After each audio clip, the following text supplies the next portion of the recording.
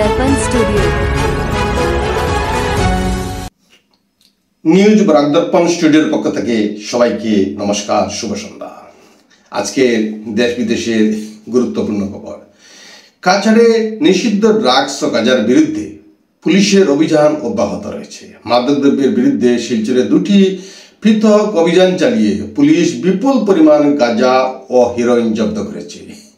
দুইটি অভিযানে গাঁজা হেরোইনের ব্যবসার সঙ্গে জড়িত মোট 4 জন ব্যক্তিকে গ্রেপ্তার করেছে কাছাড় পুলিশ।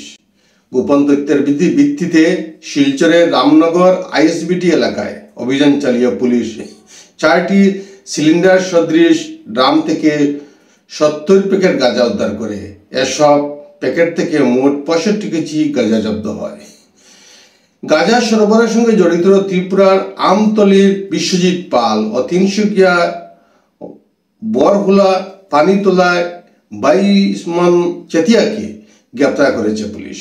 অন্যদিকে শিলচর কালীবাড়িচর এলাকায় একটি বাড়িতে দ্বিতীয় দফায় ড্রাগস বিরোধী অভিযান চালিয়ে পুলিশ হেরোইন ভর্তি 4টি সাবানের বাক্স ও 6টি 50টি প্লাস্টিকের কন্টেইনার উদ্ধার করে এসব থেকে মোট 165 গ্রাম হেরোইন জব্দ হয়।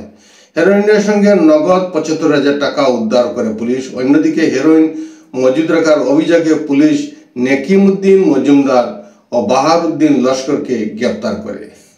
জব্দ হওয়া গাঁজা ও হেরোইনের বাজার মূল্য 1.5 কোটি টাকা বলে জানিয়েছে পুলিশ।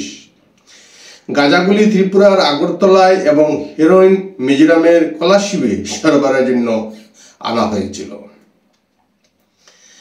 আমেরিকার president Donald Trump New York টাইমসের বিরুদ্ধে $15 বিলিয়ন মানহানি ও অপবাদের মামলা করেছেন। ফ্লোরিডার একটি আদালতে দায়ের করা এই মামলায় তিনি অভিযোগ করেছেন, নিউ ইয়র্ক টাইমস তার পরিবার, ব্যবসা এবং মেক আমেরিকা গ্রেট এগেইন আন্দোলনের বিরুদ্ধে মিথ্যা তথ্য প্রচার করেছে।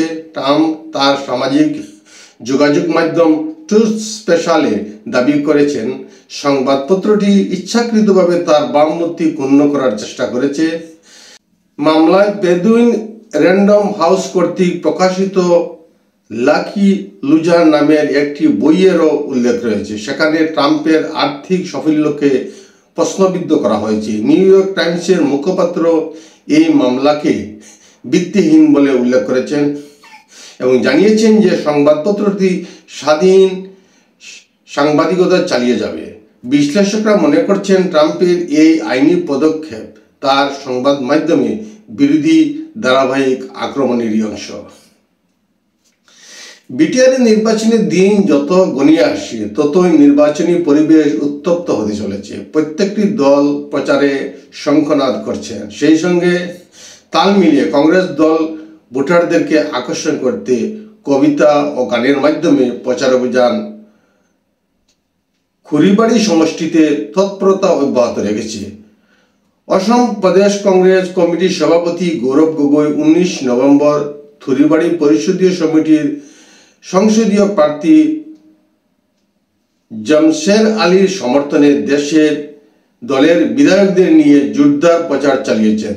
থুরিবাড়ি সমষ্টির 3 নম্বর গড়ইমারিতে কংগ্রেসের নির্বাচনী সভায় হিমন্ত বিশ্ব শর্মা, হাগ্রামা মহিলারি এবং প্রমোদ বড়কে তীব্র ভাষায় সমালোচনা করেন গৌরব গগৈ। তিনি উল্লেখ করেন, 2026-এর বিধানসভা নির্বাচনে কংগ্রেস সরকার গঠন করতে পারলে হিমন্ত বিশ্ব শর্মাকে জেলে যেতে হবে। অন্যদিকে নির্বাচনী সভায় জনসমাগম দেখে জমশের আলীর জয় নিশ্চিত বলেও মন্তব্য করেন গৌরব গগৈ। শারদীয় দুর্গাপূজার আর মাত্র কয়েকদিন বাকি। ইতিমধ্যে রাজ্যের পূজা সমিতিগুলো প্রস্তুতি শুরু করেছে। এবারও দুর্গাপূজা আয়োজনে সমিতিগুলোকে মানতে হবে বেশ কিছু নিয়ম। জনসমাগম স্থলে পূজা মণ্ডপ নির্মাণের জন্য নিতে হবে প্রশাসনের অনুমতি। আগে থেকে জমা দিতে হবে দুর্ঘটনা প্রতিরোধ ব্যবস্থার প্রমাণপত্র। জমা দিতে হবে বিদ্যুৎ সংযোগ এবং সাউন্ড সিস্টেমের ফিটনেস সার্টিফিকেট। পূজা মণ্ডপে থাকতে হবে অগ্নি নির্বাপক সরঞ্জামের ব্যবস্থা। শব্দ দূষণের নিয়ম মেনে চলতে হবে সমিতিগুলোকে। আগে থেকে পুলিশের কাছে জমা দিতে হবে স্বেচ্ছাসেবকের তালিকা, মানতে হবে যানবাহনের নিয়ম, রাস্তা অবরোধ করা যাবে না, জরুরি চিকিৎসা পরিষেবার ব্যবস্থা থাকতে হবে, প্রতিমা বিসর্জনের ক্ষেত্রে জেলা প্রশাসনের দেওয়া নিয়ম মানতে হবে, পূজা মণ্ডপের পরিচ্ছন্নতা বজায় রাখতে হবে, পূজা মণ্ডপের আশেপাশে মাদক মুক্ত অঞ্চল হিসাবে সাইনবোর্ড লাগাতে হবে, অনুমতি ছাড়া স্বেচ্ছাচারিতভাবে শোভাযাত্রা বের করা যাবে না, মণ্ডপের 100 মিটার ব্যাসার্ধে পার্কিং জোনের ব্যবস্থা করা যাবে না, প্রতিমা বিসর্জনের সময় আতশবাজি ব্যবহার করা যাবে না, পূজা উদযাপনের নামে জোরপূর্বক চাঁদা সংগ্রহ করা যাবে না। প্রশাসনের পক্ষ থেকে এই সকল নিয়ম বাধ্যতামূলক করা হয়েছে এবং স্থানীয় প্রশাসন যদি এই নিয়ম কানুন না মানেন তবে বিহিত ব্যবস্থা গ্রহণ করবে বলে জানিয়েছেন। আজকের প্রতিবেদনেই এখানে সংক্ষিপ্ত বিরতি টানছি। সবাইকে নমস্কার। নিউজ বরাক দর্পণ স্টুডিও।